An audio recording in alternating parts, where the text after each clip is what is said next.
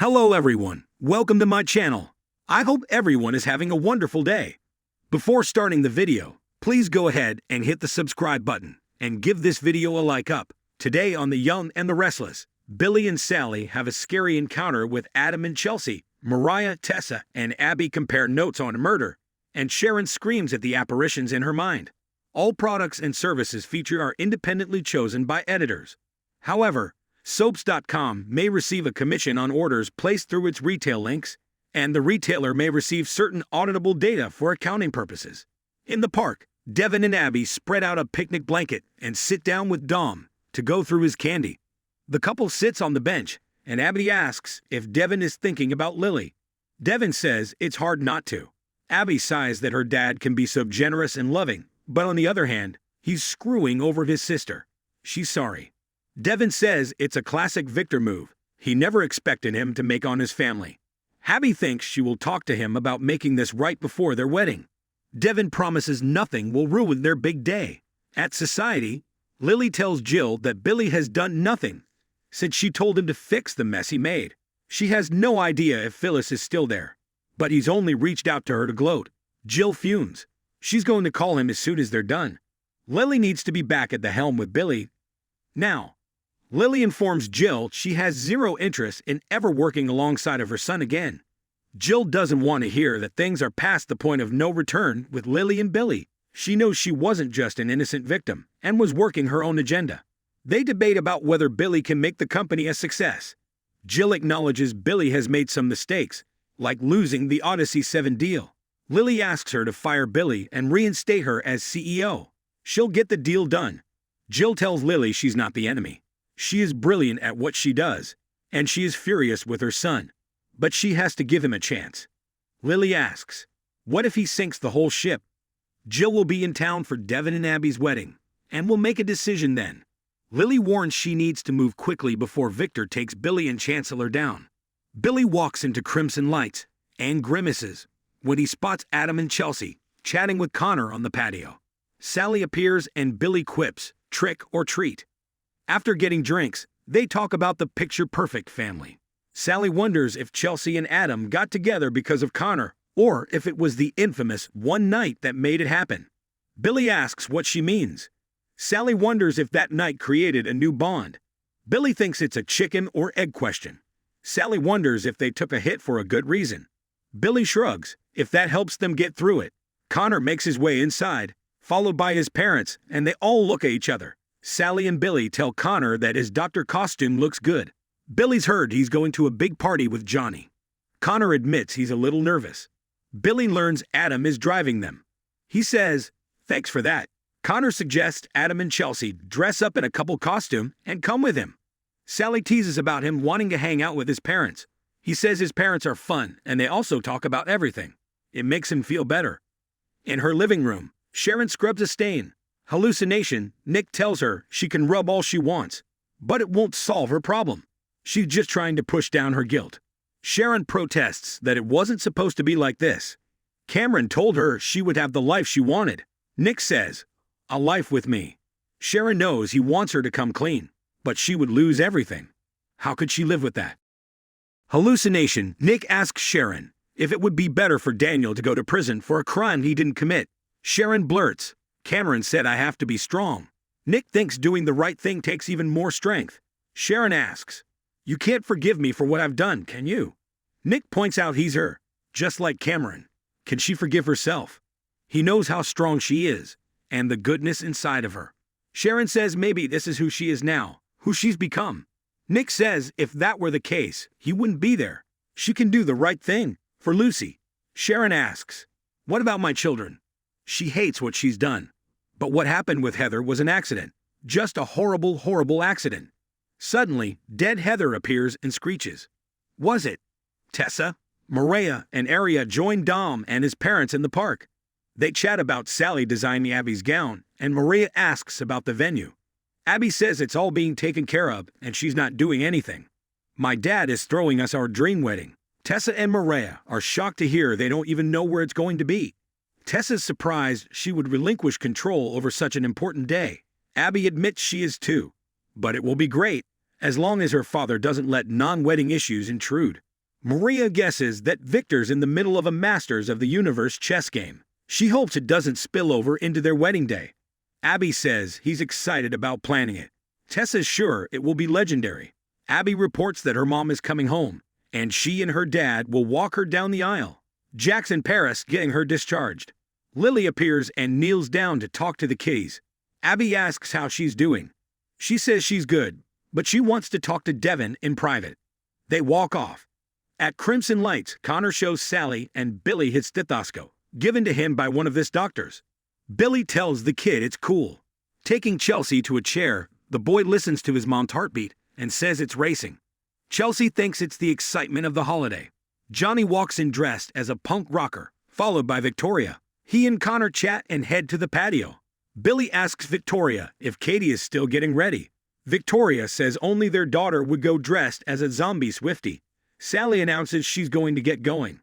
Billy walks her to the door. Sally says she could use a change of scenery. He asks if she's available for a drink later. In the park, away from the others, Lily updates Devin on her call with Jill, who wants her back as Billy's co-CEO. She says it's infuriating. They're all jerking her around and want her to take a backseat. Why is so hard to get back what's mine? Devin says it's not hers. The company with her name on it is Winter's. He thinks Jill should be concerned about Victor. The war is going to get ugly, and the last thing he wants is Lily in the middle of it. That's why she should come back to Winter's. Lily fumes that he sounds just like Victor and is pressing all of her buttons. Devin doesn't appreciate being compared to Victor. Lily doesn't appreciate being treated like a mindless pawn. Devin doesn't think Victor intended to show her disrespect. Lily asks, "Are you kidding me?" She complains that they're all fighting over a company she poured her heart and soul into. She's not walking away. In the other part of the park, Abby, Tessa, and Maria discuss Daniel getting arrested for killing Heather. They all agree it doesn't make sense. Maria says they saw him the night she died, and he seemed completely normal.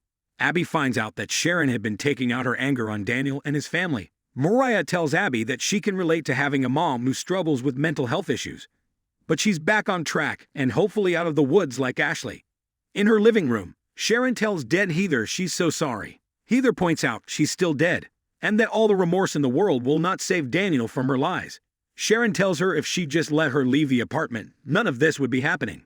Heather asks, "So this is my fault?" Sharon says, No, it's all mine. She'd give anything if it never happened. Heather says, "But it did. You killed me and framed Daniel." Heather tells her that only she can make this right. Sharon tells her to go away.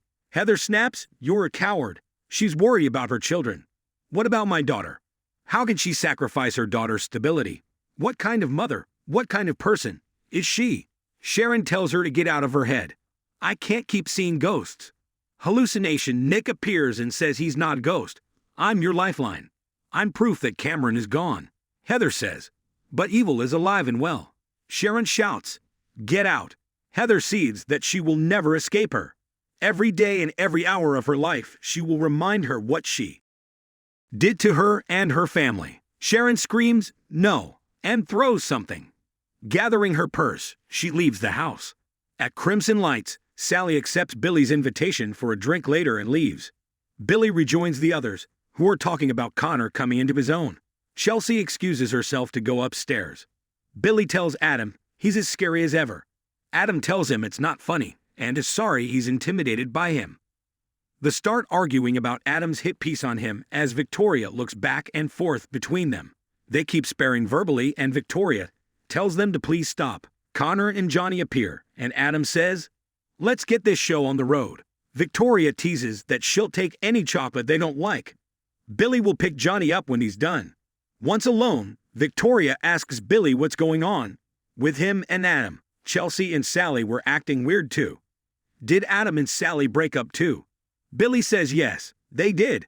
He doesn't want to talk about it though. When Adam and Chelsea were in Baltimore, they slept together. Victoria's sorry. She knows how much he loves her.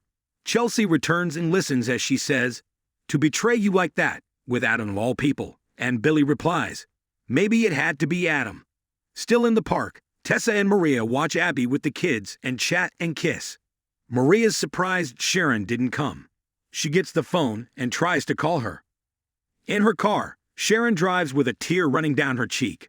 She flashes to finding Heather dead on the floor and dumping her body in the river. She then recalls planting the evidence to frame Daniel in his apartment. She cries, "This can't be happening." Cameron said she would be safe. In the backseat, dead Heather appears and tells her she'll never be safe again. In the park, Lily tells Devin she's been cheated out of the company and she will get it back. Devin says she has his support. He wants her to promise not to let her anger at Victor and Nikki blow up his wedding. Lily can't promise that and snaps that maybe she should just skip it. Devin fumes. "You would actually skip my wedding." Lily says maybe Nikki and Victor shouldn't come. Devin raises his eyebrow. He's the father of the bride. Lily guesses the decision is made then. Devin tells her he would break her heart if she didn't show up. Lily loves him, but she can't make any promises right now. At the club bar, Adam walks up to Sally, who asks if he got the boys dropped off. He did, and apologizes for earlier. It was awkward. She says they'll have to get used to it. Sally urges him not to apologize again. She told Billy that maybe this was for the best. When she saw him with Chelsea and Connor as a family, she could see they belonged together. Adam says Chelsea would strongly disagree with that. Sally thinks that's just her guilt. She's fighting the inevitable, and on some level knows they're meant to be. "I wish you and Chelsea the best, and your family." With that, she takes her drink and walks away. In Crimson Lights, Billy tells Victoria that Sally has a theory that they took a hit for the greater good. Connor needs his family more than ever right now. Chelsea and Adam are feeling it whether or not she admits it. Chelsea is still listening as he says maybe she and Adam were meant to be. Devin rejoins Abby in the park. She can see things didn't go well with Lily. Devin wishes he could help her, but he's not sure that's possible. Nearby, Sharon joins Mariah, Tessa, and Aria and coos over the little girl. Mariah asks if she's okay. Sharon says it's nothing a hug from her fairy princess won't cure. As she squeezes Aria, Sharon's eyes widen in horror when she spots dead Heather watching them. Next on The Young and the Restless, Daniel decides to take matters into his own hands. Claire interrupts a moment between Kyle and Summer, and Victoria confides in Cole.